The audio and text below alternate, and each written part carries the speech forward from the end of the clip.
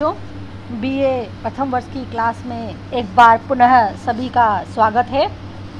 कल हमने कुमार संभवम का अध्ययन प्रारंभ किया था।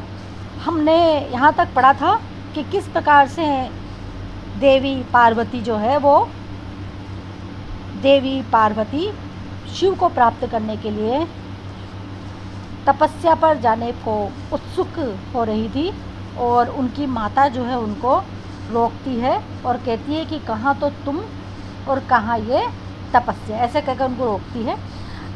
अब वो उनसे आगे क्या कहती है, सीने से लगा के उनको वो रोकती है और उनसे कहती है, मनीषिता संति ग्रहेषु देवता स तपः क्व स्वस्य क्व च तावकं वपु पदम सहेत भ्रमरस्य पेलवम शिरीष पुष्पम न पुनः पतत्रिणः।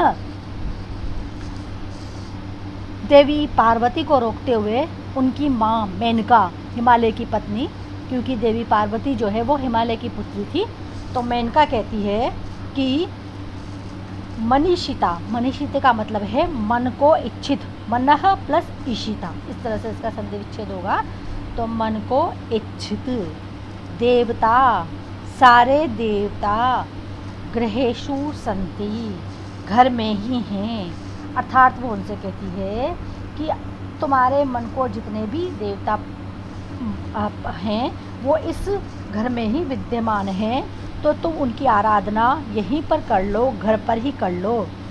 तपः क्व वत्से सह क्व च तापकम वपुः, कि हे वत्से, हे पुत्री, तपः क्व, कि कहाँ तो यह तपस्या, तपस्या का मतलब कठिन तपस्या जो है वो, क्व च तावकम वपु, तावकम वपुः शरीर, तावकम तुम्हारा, ही क्व कहाँ, कहाँ तो यह तपस्या और कहाँ तुम्हारा यह शरीर। कहने का तात्पर्य तुम्हारा शरीर कोमल शरीर है, तुम कोमल हो, और कहाँ तपस्या जैसा कठिन कार्य तुम करने जा रही हो।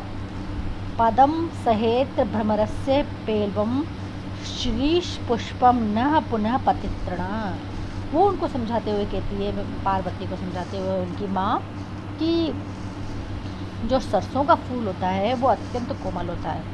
यहाँ पर सरसों के फूल के रूप में पार्वती के शरीर की तुलना कर रही है वो, कि सरसों का पुष्प अत्यंत कोमल होता है और वो अगर कोई भंवरा उसके ऊपर पैर रख देता है तो वो उसको तो बर्दाश्त कर सकता है, किंतु कोई पक्षी अगर उसके ऊपर पैर रख दे तो उसको बर्दाश्त नहीं कर सकता, उसके बोझ को सहन नहीं कर सकता।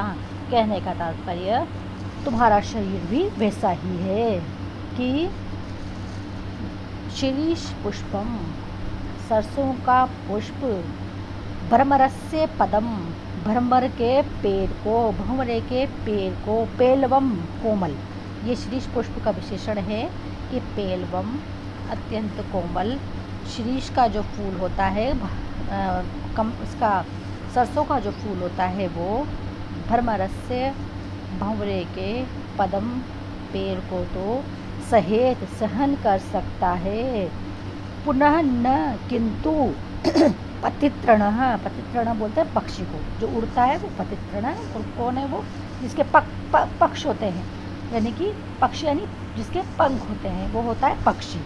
तो पतित्रण, पक्षी के पैर को पुनः न फिर से बर्दाश्त नहीं कर सकता।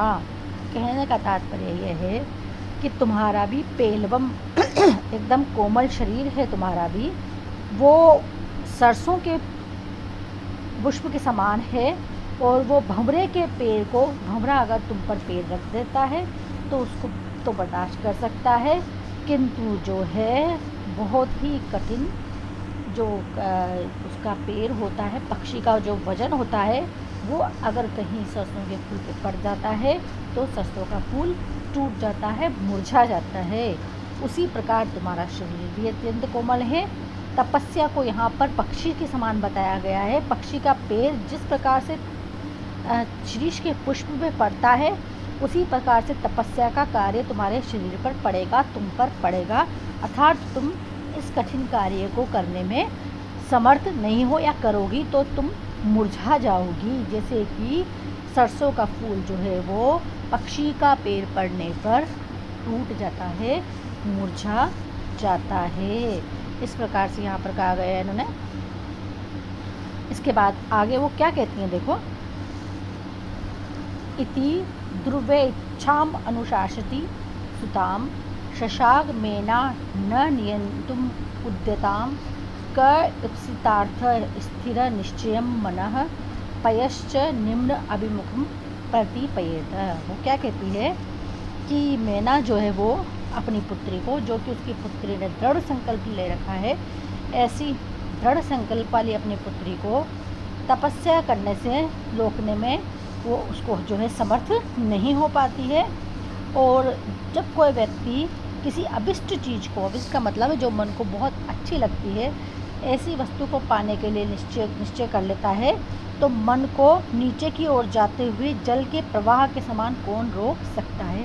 अर्थात कहने का तात्पर्य यहाँ पर यह है कि मेनका खूब समझाती है, फिर भी उनको रोक नहीं पाती है पार्वती को। इति अनुशासती, इस प्रकार से अनुशासित उपदेश देती हुई मेना, जो मेनका है वो ध्रुव इच्छाम, ध्रुव यानी अटल, अटल यानी दृढ़, तो ध्रुव प्लस इच्छा, अटल इच्छा वाली, दृढ़ इच्छा वाली सुताम, अपनी पुत्री को, मेना जो मेनका है वो नियंतम उद्यताम, नियंतुम रोकने में, उद्यताम न समर्थ नहीं हो पाई, वो उसको रोक सकने में, न शशाक समर्थ नहीं, न यानी नहीं, शशाक यानी समर्थ नहीं हो सकी। इप्सितार्थ निश्चयम मनः, कि इप्सितार्थम, इप्सित यानी वही चाही गई चीज़, अभिष्ट वस्तु। और यहाँ पर पार्वती के लिए क्या अभिष्ट है? पार्वती के लिए अभिष्ट है शिव को पति के रूप में प्राप्त करना। और अभिष्ट वस्तु बच्चों उसको कहते हैं केवल इच्छित ही नहीं हो, जो कि हमें इच्छा हो गई और वो वस्तु हमारे लिए अभिष्ट बन गई।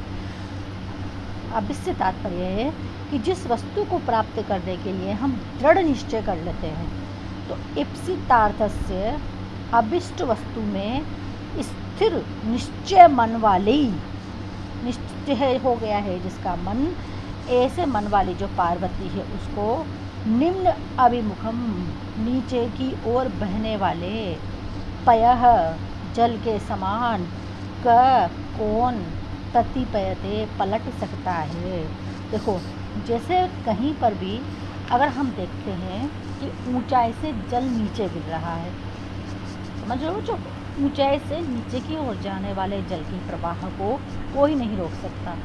आप उसको रोकने के लिए कितना भी प्रयत्न कर लो, लेकिन अगर ऊंचाई से कहीं पानी गिर रहा है तो उसको नीचे गिरने से रोकना लगभग असंभव है, बहुत मुश्किल कार्य है।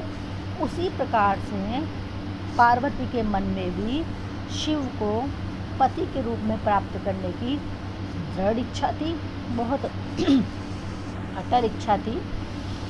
तो उस इच्छा वाली जो पार्वती है, उस पार्वती को भी मेना जो उनकी माता है वो रोक पाने में समर्थ नहीं हुई, यानी कि नहीं रोक पाई। अब चूँकि माँ का मन है तो हम समझ सकते हैं कि पार्वती की माता थी मेनका, तो उन्होंने विभिन्न प्रकार से अपनी पुत्री को समझाया होगा, क्योंकि वो पहले भी कह चुकी हैं कि तुम बहुत कोमल हो, तुम्हारा शरीर बहुत कोमल है।